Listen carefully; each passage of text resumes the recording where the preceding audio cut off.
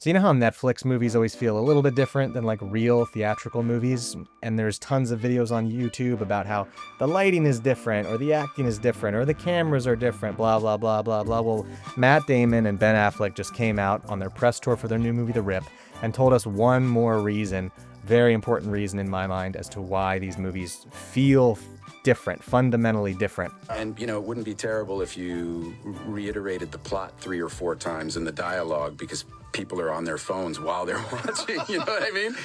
They literally, in their contracts, at least with some filmmakers, make you put in dialogue that re-explains the plot over and over and over and over to the audience.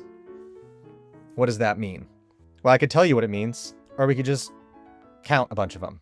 So let's do that instead. But before we do that, I just want to say I don't think this is a bad thing for indie filmmakers. I actually think this is kind of a good thing, and I might be optimistic. I'll explain a lot more of that, but we're going to talk about how we got here and why it's a good thing for indie filmmakers. Let's count some references. We're going to split this into two. One, the inciting incident of how we got here. Why is this movie taking place? And then the goal of what are we aiming for? What is the movie trying to do? What do we get if we win? Those are the two things we counted here. Break out your notebooks. They fucking killed Jackie, Tom. She was murdered. Let's keep it real. I think somebody in TNT killed Jackie. Dead? Miami police captain. Worth the price of Miami police captain. Jesus Christ, Dean killed Jackie. Damn, that policewoman that was murdered. The $20 million rip. 20 million in your fucking attic. Fucking walking away from $20 million?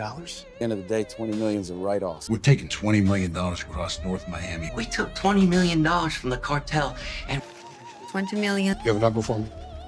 20 million. You get 20% of that rip, it's $4 million. See, when you string them all together, it sounds really dumb, but don't movies do that? Well, I went through The Fellowship of the Ring. It's a very famous sci-fi movie that takes place in a fantastical world where literally everything has to be explained. And it turns out that they do about 10 to 15 different explanations of what's going on. Like the ring was made and needs to be destroyed, 10 to 15, except that most of them are lumped into two scenes. So there's the scene where Gandalf describes to Bilbo what has to happen. We keep it hidden. We never speak of it again. And then there's the Council of Elrond. You have only one choice. The ring must be destroyed. And those are the two scenes that get really loaded with that information. And then it's sprinkled throughout. And I think it's completely different than a cop movie, than a high science fiction, crazy, we got to explain everything from the ground up movie. So yes, movies have always done this, but I think we can agree that this feels a little bit different. And I'm still optimistic that this is a good thing for indie films specifically, but I think how we got here is a little bit more interesting, and it's that movies are now competitive.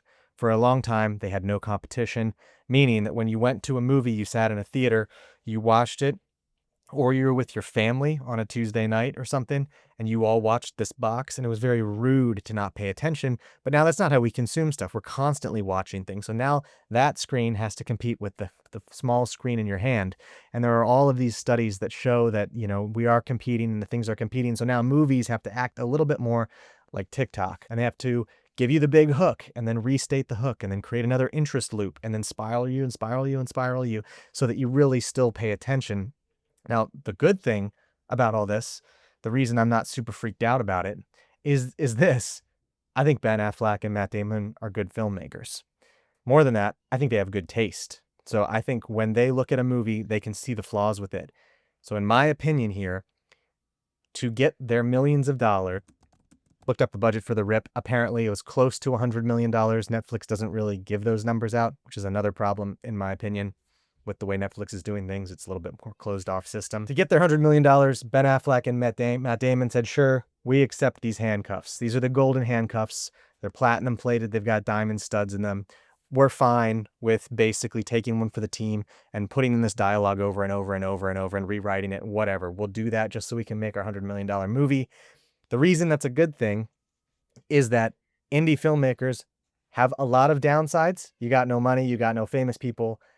But now that is an upside for indie filmmakers, that you do not have to play by those rules. The more rules the big guys stack onto their productions, the more the balance of power starts to go like this, because the rules really weigh down these talented. I mean, these guys made Good Will Hunting, for God's sake. And the rules are weighing that down, and it starts to even the playing field. I'm not saying it is even, obviously not, with $100 million. What could you do with $100 million?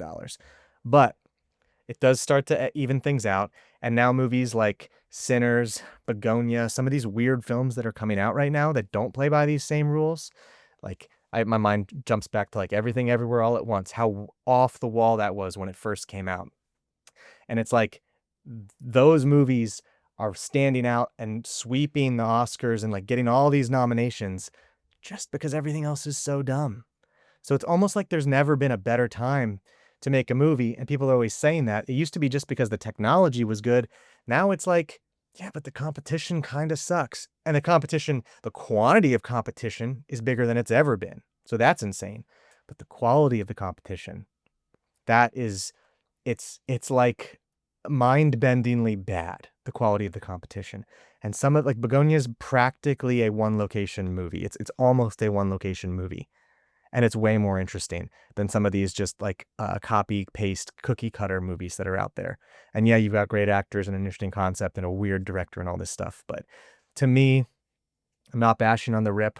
I love Matt Damon. I love Ben Affleck. I wish they would do what a bunch of us are doing and just self-distribute their own freaking movies. Because could you imagine if Matt Damon and Ben Affleck and all these famous people put their movie on a platform that let them keep 90% of the money, which is kind of like that's what I'm trying to build right now, and they just used their own star power and their own weight as movie stars and just sold it to the masses? Granted, they'd have to take all the risk and put all the money up front, but you could make a movie like The Rip for like half the money they spent. I think that you could make that for 50 million bucks if you got the right director and everything. Anyway, I digress. I'm going to wrap this up. Thank you guys for watching the ramble. I'll talk to you again soon.